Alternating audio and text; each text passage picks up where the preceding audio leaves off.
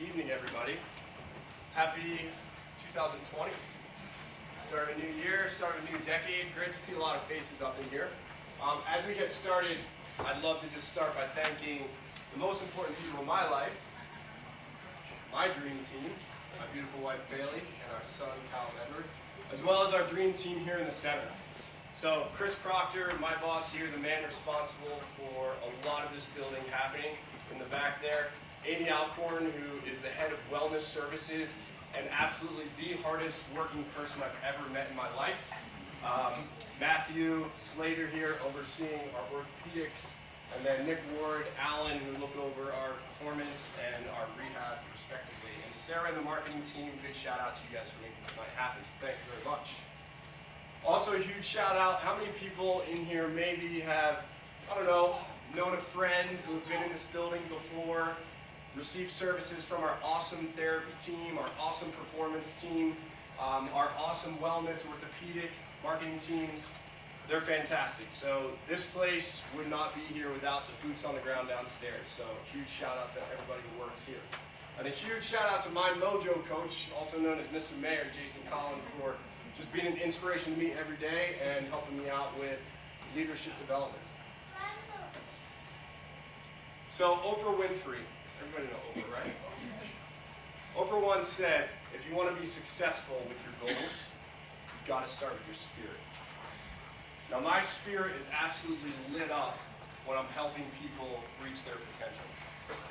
I had the great fortune for the past 15 years of working with elite level athletes in the Division I college arena. And over the past 2 years, I've been able to be blessed to learn from all of our therapists here, all of our orthopedists, but most importantly, all of our clients here and patients who come through these doors. Now, some things that I really want to harp on today and make sure that we knock out with our goals is going to be make sure that we're excited to train our mind, just like all of those athletes I've trained over the past 15 years. I want to make sure that you know how to set an appropriate goal that's going to really test you and get you excited to work. Then lastly, I want to make sure that you're able to follow through with those goals with a systemized approach, so that at the end of the year, you look back and you're like, yeah, that was the best year of my life. So I think tonight will be really applicable to you if you've ever said things like this. I feel like I can get a little bit more out of my health, my relationships, maybe my job, maybe school. Or maybe you're somebody who says, you know, I just don't have enough time to get it all done. Or perhaps you have this huge dream, but you just don't really know how to get there. Now, I want to tell you a little story. A story about a dream that I once had. So, yeah, that was back to my prime. I'm from New Jersey, so Bon Jovi hair, that's where it's at. But my dream as an adolescent was to play professional soccer. My whole journey in mental performance started right there. I mean, I was so fortunate and blessed to have amazing parents, amazing coaches, and I worked my tail off. I got lucky, I had support, and I earned a full scholarship to the University of Hartford in Connecticut. Yeah, Hawks. Now, yeah, Hawks. Now, while I was there, I did the same thing. I worked really hard, I had a lot of support, but then I got lucky. In my senior year, I got invited to the Major League Soccer Combine. So think of the NFL Combine or NBA Combine. I was one of 64 people invited out to Los Angeles, California to participate in front of the whole Major League Soccer staff. Talk about pressure, right? Now physically, I was in tip-top shape. I could sprint, I was strong, I could jump through the roof. Soccer-wise, I was right on point. But mentally, I thought I was there. But as I took off from Philadelphia, Pennsylvania to fly across country to Los Angeles, I started just feeling different. All of a sudden, my heart was racing all the time, even when I wasn't playing, just on the plane. My palms were super sweaty. I felt like I couldn't eat. I wasn't sleeping really well. And it only got worse when we touched down in LA. Once we got there, it only got worse. I played the worst soccer of my life at the biggest moment when it mattered most. I could not wait for those 4 days to be over. And when it finally ended on that Sunday, I'll never forget, I left the Home Depot Center down in LA where we were playing, and I just walked. I walked to Redondo Beach, Hermosa Beach. I walked all day. I walked over 10 miles that day, just walking. And the only thing I kept asking myself was, why? Why did this happen? I mean, for the past 15 years, I had busted my butt to get this opportunity, to have this moment, and I blew it. I choked. And I felt so demoralized. I felt like I let myself down, my family, my friends, my school, and I didn't know where to go from there. So I began coaching, because I thought, I don't know, I feel like I can help somebody else out, so that they don't have to go through an experience like this. So I began what I knew most. My undergraduate degree was in exercise physiology. So I started with strength and conditioning. I was a strength coach, I was a soccer coach at my alma mater, Hartford Hawks. And then from there, I moved on to Princeton University, and then a small school, Iona College in New York. After that, I went to Seton Hall University, and that's where I found this major, sports psychology. Wow, that seems pretty cool. That's right up my alley, because at that point, I had now been coaching for 8 to 10 years, and I saw athletes were strong, athletes could jump, athletes were great in their sport. What's the one thing most athletes didn't train consistently? Their mind. And here's the coolest part. Everything that they work on in their minds is applicable to all of us. I don't care if you're an elite level athlete or not, we all have a brain, we're all using it all day long. So while I was at Seton Hall, I got my master's degree in sports psych, and then I got certified through the Association for Applied Sports Psychology. Now, the skill that I learned most during this time was stay in the present moment. So I'm going to ask you 2 questions. And if tonight you learn nothing else, just take this slide away. Okay, you got a loud and proud here. So, anybody know what time it is? Wow. Yeah, it's up there. That was easy, right? And where are we? Here. Okay, so that was like, I don't know, maybe a C-. But this isn't just a lecture. What we're going to do tonight is really get practical. So let's get a little fired up here. What time is it? Now. And where are we? Here. That's what we're talking about. Love it. So just like any time we're going to do a workout, or you're going to go up on the hill, hopefully you're doing a dynamic warm-up. Our minds are no different. We got to warm our mind up. So what I'd like to do is everybody take 1 minute, turn to the person left or right of you, learn their name, make a new friend, and we're going to go through this from today. What's one thing that you learned, one thing you did well, and then one thing you're grateful for. Go.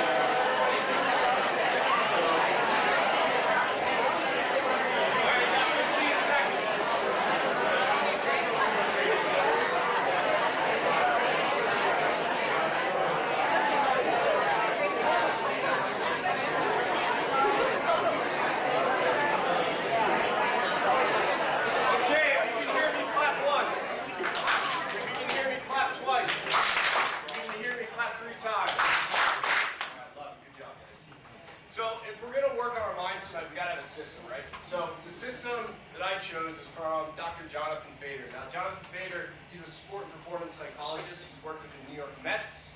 He's worked with the New York Giants. And he's also worked with the New York Fire Department. So the guy's super smart. He's worked with a lot of athletes I've worked with in the past.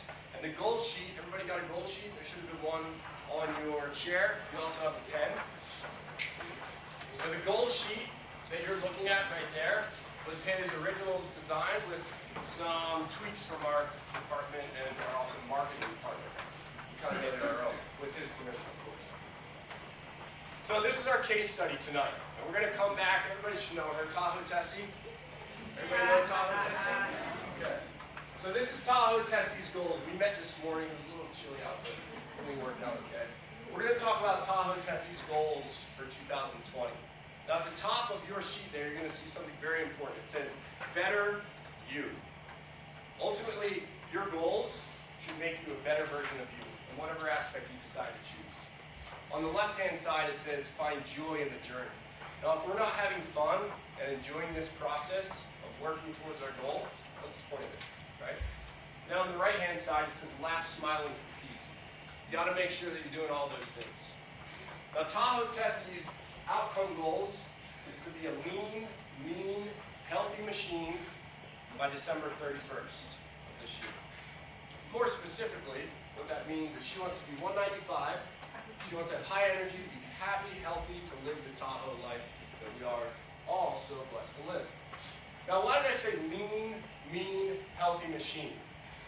Because it sounds exciting, right? It's some cool words that are going to really resonate with me. Who just wants to write down, like, lose 20 pounds? That doesn't sound exciting. No, I'm going to be a lean, mean, healthy machine. Okay? But why? She wants to make sure that she can do any sport. She wants to make sure that she's an awesome parent, and she's a baller spouse and a fantastic employee. Okay? That's her why. We're going to go through this with all of them. The process goals, how she's going to get there. Mental health, meditation, and yoga. At least 3 to 10 minute little bite-sized chunks per day. That's doable. We can all find 3 to 10 minutes a day. Nutrition. Eat 5 servings of fruits and vegetables every day. And then physically, Tahoe Tessie is going to get 2 strength training sessions in downstairs.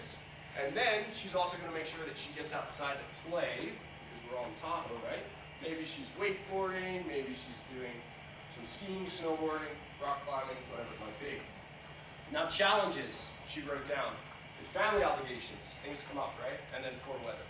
We want to identify those challenges. Her dream team or support system. Everybody knows Smokey the Bear. That's one of her best friends.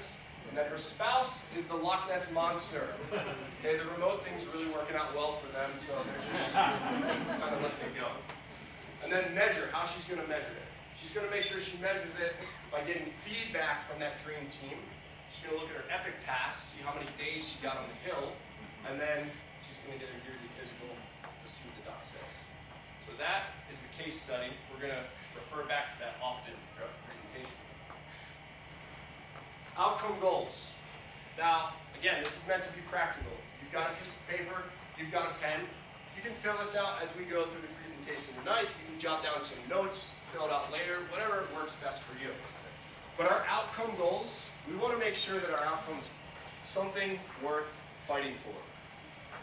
Okay, we want to make sure that our outcome goals get us excited. If you're not excited about working towards something, don't even think about pursuing it. You're going to bail within the first 4 to 6 weeks. And then make sure it's a challenge, but it's not a threat. Difference is, threats, you wake up at 3 o'clock in the morning, and you're like nervous. That's not a good thing. Challenges, you stay up late at night because you're excited to work on it, or you wake up early in the morning because you're excited to work on it. Now your outcome goals, I think, are 3 big buckets. We've got your health, so your physical and mental health. We've got nutrition within that. Maybe personally, with relationships, you want to be happier, maybe it's parenting, or I see some of our awesome youth athletes in here, maybe it's being a better son or daughter. Professionally, maybe it's something related to your job, your position, your school, your major. What I'd like you to do tonight is just pick one. Pick one thing within those categories. You can always go back. And I have 3 sets of goals relating to all these. So outcome goals. Example. Again, lean, mean, healthy machine. Specifically, break that down a little bit more. What does that mean? Okay, so that's what we did. Your why. So your why should create purpose and clarity within your life. Again, your why is something when you wake up in the morning, you're excited to work towards that. This is going to get you locked in with a laser focus, and it's going to be something that you're passionate about. If you're not passionate about it, again, fail on it, move to something else. So, again, her why is she wants to do any sport, play with the kids, and be a baller spouse and an awesome employee. Process goals. Process goals, this is where the money is. We're going to spend most of our time tonight really chatting about what these process goals are. So your process goals are actions that lead to the outcome. It's great that Tahoe Tessie wants to be a lean, mean, healthy machine, but if she's only focused on getting there by December 31st, it might be a long year. Hey, what about what she's doing on a daily basis? What about when she achieves some of those smaller goals? We want to make sure that we're focusing on the actions you control in order to get to where you want to be. I hear this a lot. What you want to do and what you want to avoid. So, a lot of people when they set goals say, I got to stop eating sweets. I got to stop doing this. I can't do this. I can't do that. All you're doing is feeding yourself negative energy and garbage. How about what do you want to do? So rather than, I got to stop eating sweets and cookies and cakes and that type of thing, what about, hey, I'm going to eat 5 servings of fruits today. I'm going to eat 5 servings of vegetables today. I'm going to do this instead. So replace the behavior that you don't want with something that you actually will help you get to your goal. Great example is this. Don't think of an orange snowman. Don't think of a pink elephant. Okay? When you tell yourself don't, and then you insert something after it, your brain's incredible, where it will actually erase the don't. And all of you just thought of pink elephant or an orange snowman. Maybe get yourself, but also that's how your brain works. So your mind filters out the don't. Don't. When I coach, I'm trying to really be cognizant of how many times I tell people, don't do this, don't do that, don't do that. Nobody wants to be around that. I'm not coming to work with you. You're negative. How about do this, work on this, achieve this? Make sense? Another example is this. Basketball player at the free throw line. Do you want them to say don't miss? Soccer player about to shoot a penalty shot. Don't miss? No, make it. Drain it. Do the thing. You got this. Okay? Self-talk. We'll get into that. We've got to make sure that we prioritize the process goals that are really important. This is a really cool book that I read, The One Thing.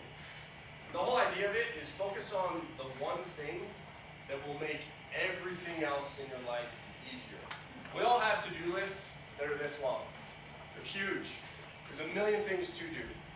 But pick out on that list what's that one thing you can do that if you do that, everything else will just be a little bit easier. Make sense? So daily, what's something that you could commit to doing? My one thing is I make sure that I wake up at 5 a.m. at the latest, and that little guy who was here earlier, he usually takes care of that for me. But 5 a.m. every day, Monday through Friday. Okay? And the reason for that is then you can make sure you get that 3 to 10 minutes of meditation. Tahoe Tessie. Maybe if she wakes up at 5 a.m. instead of 6, she can do some meal prep. She can get her fruits, her vegetables ready for the week. Then it's not the excuse of, oh, I didn't have time. No, you didn't make time. Make it a priority. So that's the one thing.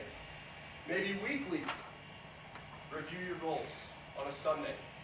Set yourself up for success the rest of the week. That's the one thing. Because you know if you do that one thing, your week's going to be scheduled out and everything else will be a little bit easier. How about monthly? Maybe you rate your physical, your mental health, your nutrition. That's your one thing. Because you know when you do that monthly, it forces you to reflect. That reflection makes changes in the next month coming up. So focus on the one thing, and then start knocking out the other things. Process goals and follow through. So I'll show you a video here, but I want to preface it with this. This is a video of the Big East Finals in men's basketball Division I in 2016. And it was Seton Hall University, go Pirates, versus the Villanova Wildcats. And I think that was actually the year that the Wildcats won the national championship. And I want you to watch, it's just a highlight video, but I want you to watch and notice what the score was at halftime, and then towards the end of the game, what the score was, and then the final score, and kind of how things went through that process.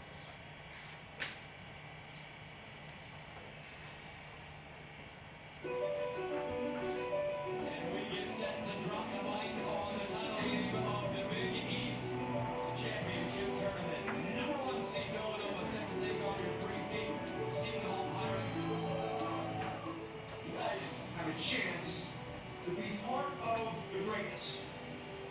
The greatness of Madison Square Garden, but most importantly, you have a chance to be part of the greatness of this conference. The best basketball conference in the country, bar none. That's why we came here, to be part of this conference. Now you've worked hard, you've given yourself a chance to go out there and be part of that greatness. 9, 8, 7, 6, 5, 4, 3, 2, 1, we're up. New York, he's got incredible deep range on that jam.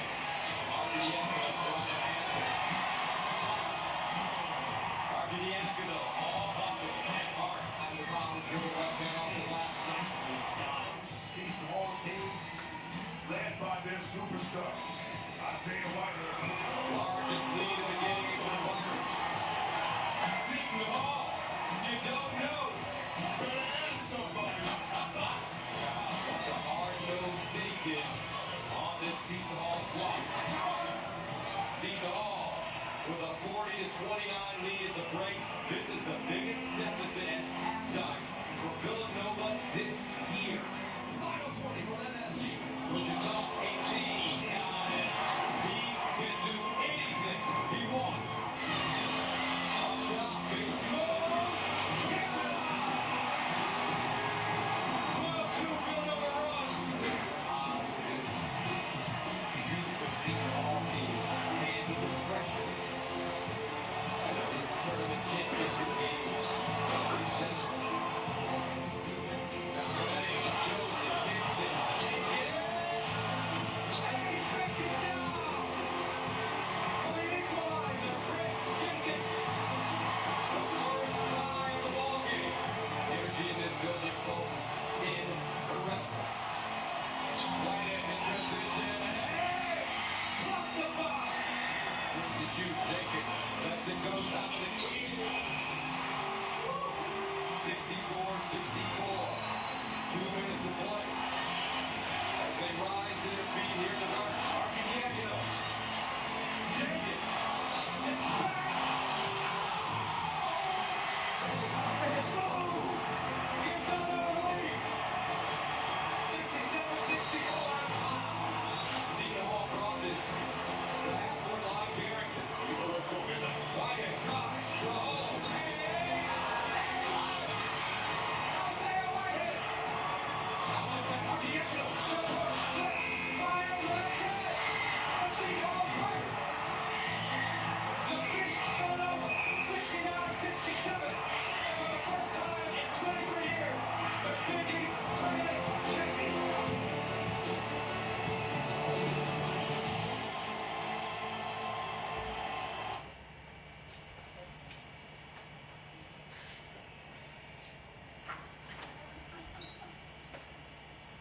So I had the great fortune of training all those guys, and almost all the team, the whole starting lineup, at that point they were sophomores, meaning out of 4 years, that was only their second year. Very young. But these guys had a belief in what they were doing that was unmatched by any athlete I've ever seen in my life. Did they fight amongst each other? Sure. Did they have disagreements? Absolutely. But when push came to shove, they had each other's back. The most impressive thing that I saw from these players was their self-talk. And we do it all day long. We're doing it right now. The conversation that you have with yourself is more important than any conversation you're going to have with anybody in the world. And here's the cool part. You have the opportunity to shape that. But if we're going to shape it and make it what we want, you've got to start with awareness. You've got to practice it. You've got to train it. It's like a muscle. If you don't train it, it's not going to get stronger. You've got to train your mind. So how do you train your mind? How do you become more aware? Right, things you already know. Meditation, yoga, going for a walk, focusing on your breathing. Find whatever it is that works for you. You don't have to do yoga. You don't have to meditate.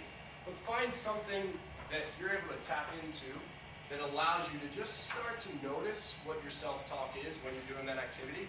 And you'd be surprised how much of a carryover you're going to get into your everyday life. So become aware of your thoughts first. That's step number one. Because if you don't know what it is, how are you going to change it, right? And then create it. You create your language, you create your life. It's that simple.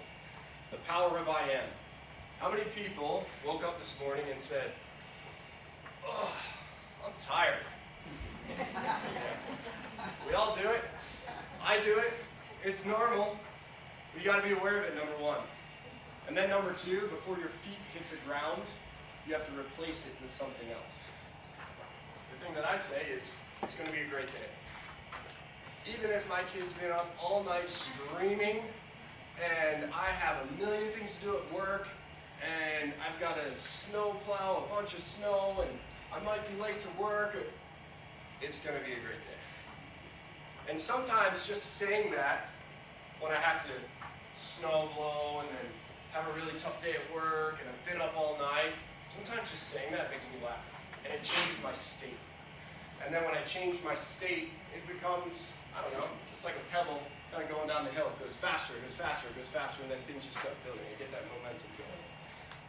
So, work on your self-talk. It's huge. Mistake ritual. Any of our athletes in here that we've had the privilege of working with probably developed this already. But when you do have that self-talk that's not really serving you in a positive way, have a mistake ritual. So what is that? I got this from playing soccer. I was a goalie. You let up a goal. Nobody likes you on your team. The coach doesn't like you. Things don't go well, right? But I started to develop a mistake ritual from one of my coaches. He said, "Ryan, when you let up a goal, you're going to do this. You're going to pick up a piece of grass, okay? You're going to hold on to that piece of grass, and then you're going to throw it away. You're going to clap your hands. You're going to say 1, 2, or 3 words, and then you're going to get back in the game because you can't change what just happened, right? So, what's your mistake ritual?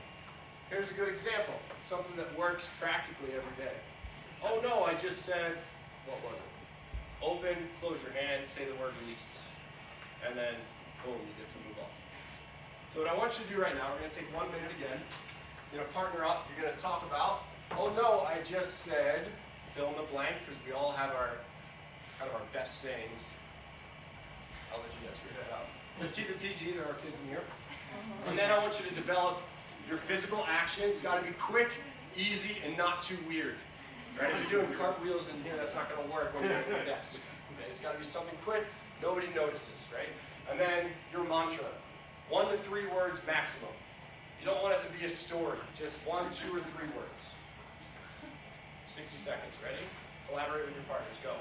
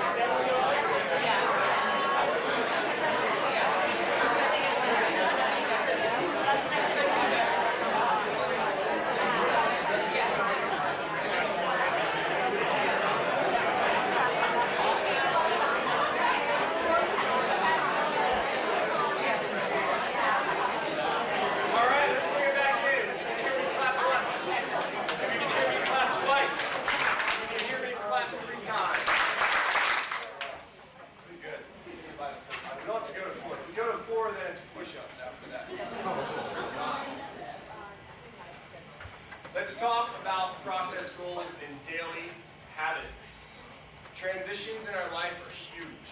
Transitions from home to school or work, from school or work to home, from the field to the car, from the car to the field. But how many of us are really aware that we're transitioning? And why I say they're important is the you at work may need to be like really aggressive or just a different version of the you at home. Okay?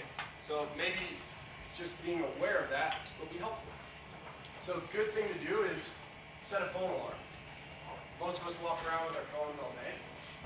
And set something in there that states 3 words. Okay? When you're going into work, maybe it's something with school. Maybe it's I'm smart, I'm strong, I'm brave. When you're coming home, maybe it's I'm present, I'm agile, I'm connected. Because when you get that little reminder, it just sparks, oh, hey, let's flip it. Let's not bring work me home because within 15 minutes, that ain't gonna be pretty. Right? And vice versa. Also use your calendar. Use your calendar, Google Calendar, anything in your diary if you write things down. Little reminders, what you want to achieve on a certain day, what you want to achieve per hour of the day. It's going to be crucial. Same idea with the phone. Your environment is absolutely critical to your life. Can't stress this enough. Your process goals should be embedded throughout your environment. Because if you're not seeing it often, you're not going to remember, and then 4 to 6 weeks after you set that goal you were really excited about, you fall off the wagon. So, what do you listen to? What are you watching? Who are the people and what are the relationships in your life? Are they serving your goal? If not, maybe you need to reevaluate what those things are. What kind of food are you eating? Again, is it serving the energy that you want? Physically, what are you doing all day? Are you sitting at a desk? Are you standing? Can you take walks? Can you take breaks every hour? Can you get up and move? Because again, that's going to go right back into what your process goals are. And then what are you seeing? This is one we have a huge influence on. We may not think within our desk or our office, cubicle, wherever we are, that we have much influence on. But looking back, kind of years back, everybody would have like a picture, just an old school picture, right? Nice frame, have the family there, maybe a loved one, somebody you care about. They'd have it on the desk. Why? Because you want to see that often. It makes you feel good. So I want to tell you a little story about an athlete that I worked with in the past. And I've said this story before, but I think it's worth repeating if you haven't. It's great. So this is an athlete. Her name was Bird. It's her nickname. And she was a women's basketball player at Seton Hall. She transferred in from West Virginia University. Good school. Now the rules are when you transfer in from one school to another school, you have to sit for the year, meaning you can't participate in any games. You can practice with the team, you can work with the strength and conditioning coach, but to be honest, most athletes don't want to work with the strength and conditioning coach 6 days a week. Bird's first year, her and I were like married. Every day, 2 to 3 hours a day, we were training together. Now Bird, she came in and she was about 45 pounds overweight. So needless to say, we had a lot of work to do. And we worked hard. She worked hard.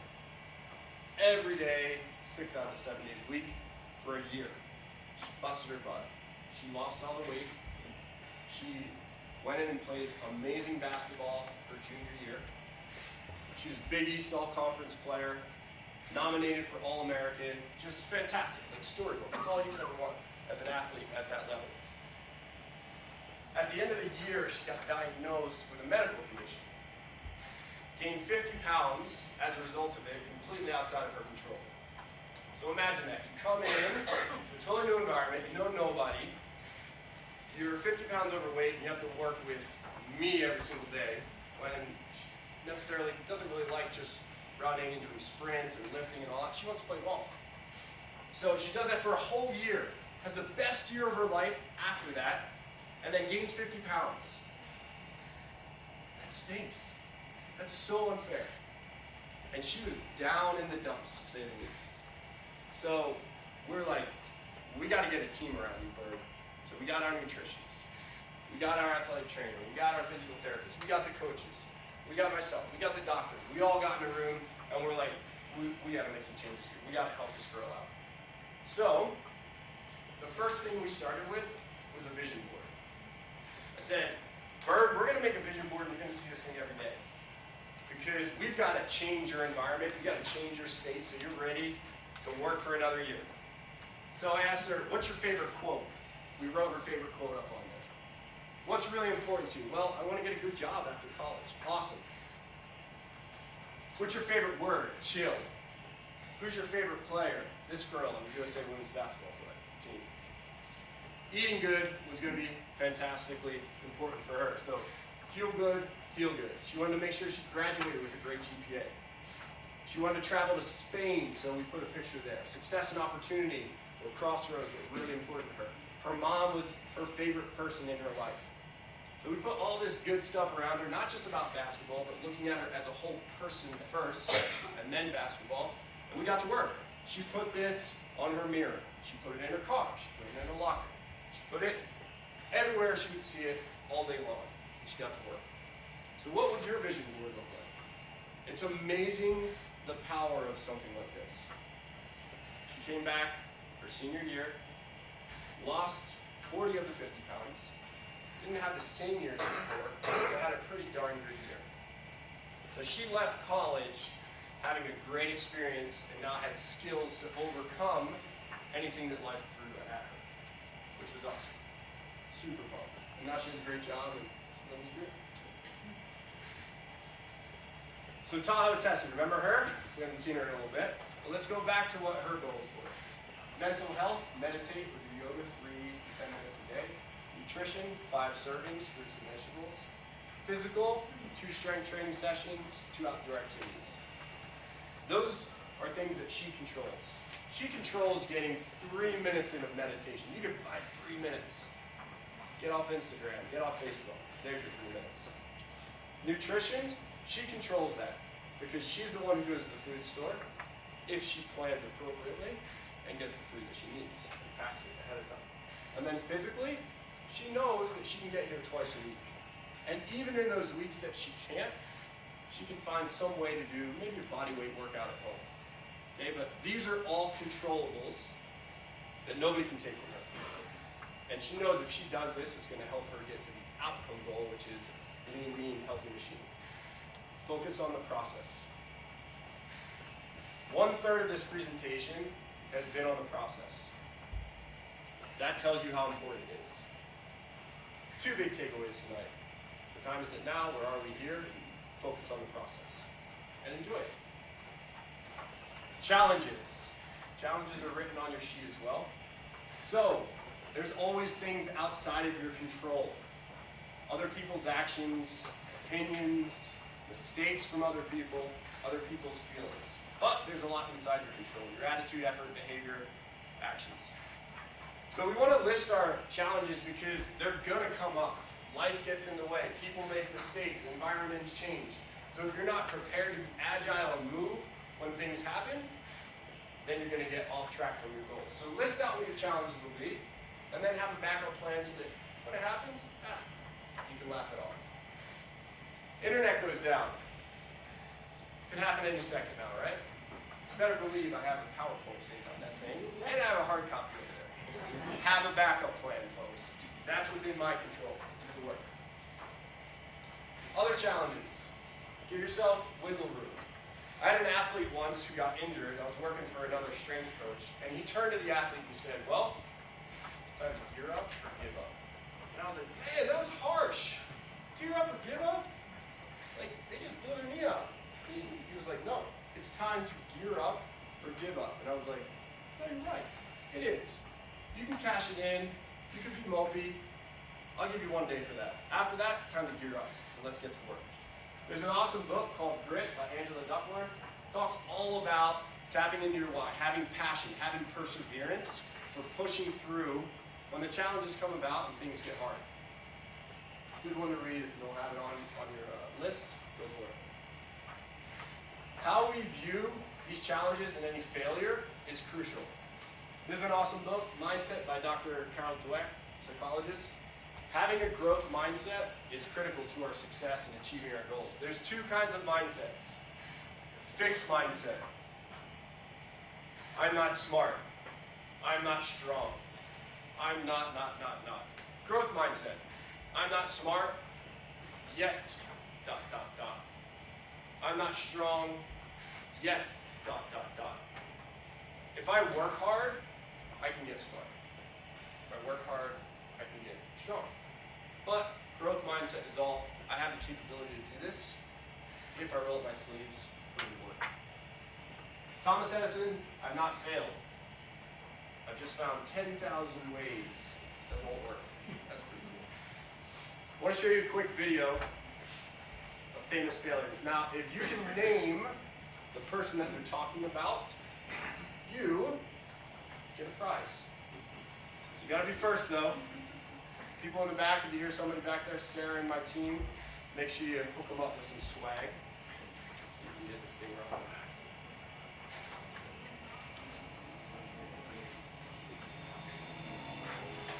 After being cut from his high school basketball team, he went home, locked himself in his You get a room, Clementine. It's organic.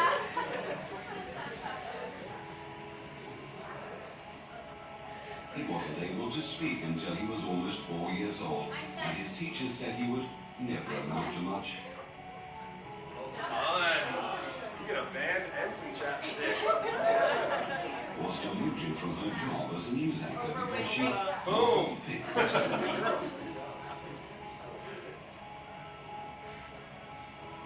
Fired from a newspaper for lacking imagination and having no original ideas. Who was that? Brother. Brian. Well, first over He here. was cut from his team after being diagnosed with a growth hormone deficiency, which made him smaller in stature than most kids his age. Catch. At 30 years old, he was left devastated and depressed after being unceremoniously removed from the company he started. Stop. Here. A high school dropout whose personal struggles with drugs and poverty culminated in an unsuccessful suicide Make sure we get attempt. the back people here. Bam. The teacher told him he was too stupid to learn anything, and that he should go into a field where he might succeed by virtue of his pleasant personality. Edison up here twice. Rejected by big recording studios who said, "We don't like their sound.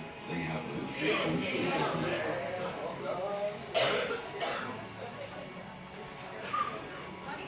His first book was rejected by 27 publishers.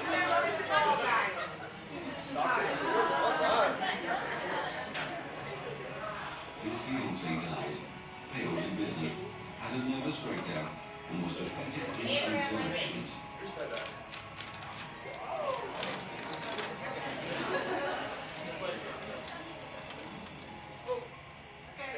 If you've never failed, you've never tried anything new.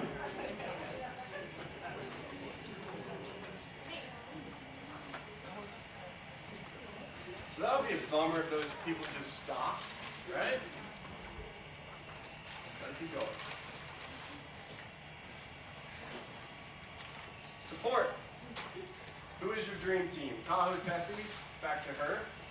This is going to be the person that gives you a shoulder to cry on when you need it, because we all need that at some point. But it's also the person who takes out that wooden spoon. I grew up like in the 80s, and my mom threatened me with a wooden spoon. She never got me with it, but she's on my dream team, because I know if I slack off, that wooden spoon was coming out, she wouldn't use it, she'd chase me around the house with it. So you need somebody on your dream team that's going to wake you up when you're starting to slack off. Smokey the Bear, Loch Ness Monster, they do that for Tom and Ted. Everybody know my boy Richie? So measurement is critical. We're doing all this work, but we've got to reflect. We've got to know, are we on the right path? Do we need to be agile? Do we need to be adaptable? Do we need to change? Or, hey, you're doing a great job. Keep doing the things that you're doing. So daily, great thing. What's one thing you did well? One thing you learned, because learning is growth. And then one thing you're grateful for. Okay. Weekly, how are you reflecting? Are you picking one day or one time per week to really reflect, hey, what did I accomplish this week? Am I maybe one step closer towards that goal? Yearly, are you reflecting? Maybe in December, you're reflecting on the previous year. And this part is critical. There's a reason we're passing out organic clementines and bands and little chapsticks, because you got to celebrate along the way. If you're not celebrating the small victories along the way, you're really missing out. Because that means you're only going to be happy on December 31st if it's a year-long goal. So a great example of that is somebody who comes in here and they just maybe had a knee injury, they tore their ACL. If you're only going to be happy when you are fully recovered and back skiing, snowboarding, rock climbing, mountain biking, fill in the blank, it's going to be a long recovery. You got to celebrate when you get that brace off. You got to celebrate when you go from 2 crutches to 1 crutch. You got to celebrate when you're going from 1 crutch to no crutches. When you gain 5 more degrees of flexion or extension. You've got to celebrate those things. Take a moment and just be like, okay, don't just move on, oh, I want more. No, take that in. Great job. Maybe you go buy some organic clementines, eat them with your friends. Maybe you treat yourself to a night out, movie, but do something. Recognize that. It's critical. For example, Dream Team feedback. That's how she's measured. Getting feedback from your team is critical. How many days, now you have a number, on the hill that she was getting. And then that yearly physical with her physician. There she is. Now, this is all well and good. It's nice to write things down. But if we're not seeing it often, where's it going to go? Maybe in your drawer. Maybe you clean out the drawer 4 months later. You find that goal sheet, you pick it up and you're like, oh man. You've got to put it somewhere that's going to be visible. Just like the vision board. On your refrigerator. On your mirror. On your desk. Next to your bed. In your locker. Somewhere. Make sure you're seeing your goals often. Because if you're not constantly creating an environment that allows you to see them, you're going to forget about it. You've got to train your mind. You've got to work on it. Finish off with just a couple of tips. Have something worth fighting for. Make sure you're focusing on the process. Create that awesome dream team around you. And then make sure you celebrate your victories along the way. Please, this is my passion. If you haven't noticed. I love talking about training your mind because it's something we all can be doing. So please follow up. My email's up there. Email me if you ever want to meet, just chat and see how you can do things better, or maybe a loved one, someone you care about, can do a better job with their goals or confidence or overcoming adversity, whatever it might be. This is my Instagram page. I try and post a lot when it comes to sports psychology information that's out there. Come to Barton Performance Biologists downstairs. We're creating more and more sessions on mental performance because we're seeing more and more of a need for it. We also have amazing health coaches and wellness navigation here in this building that are super well equipped with everything that we just talked about. And if it's something that's a little bit more serious of nature, there's always the Barton Health Community Center for any behavioral or mental health issues. See them, use them, because we want a nice strong community here. I'll leave you with this. Go crush it. What time is it? Now! Where are we? Here! Awesome. Thank you so much.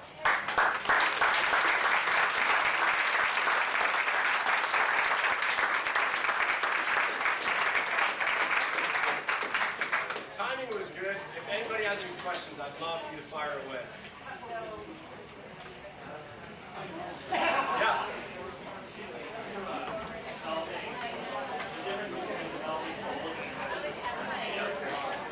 So the question was, what's the difference between developing goals and developing habits? So I think habits are something that you're doing maybe more on a daily basis that supports your outcome goal or even your process goal. That's the biggest difference that I see. Daily kind of habits, that's where they would reside. So just a bigger umbrella that fits underneath that umbrella. Yeah, great question. Other questions? All right, either you didn't pay attention or I did a great job and you don't know what you were talking about. Great job. Hey, have a great night. Get out there, make the best year and decade of your life.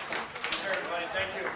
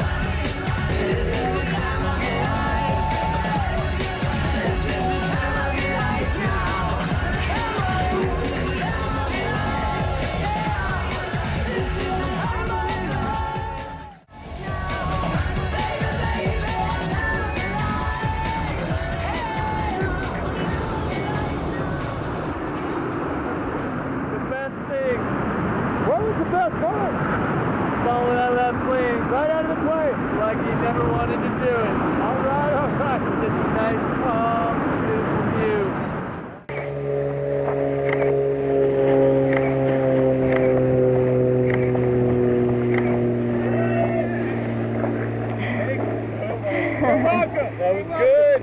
Here, bring this over your head this way. Brian, what's up? You're clear to stand up.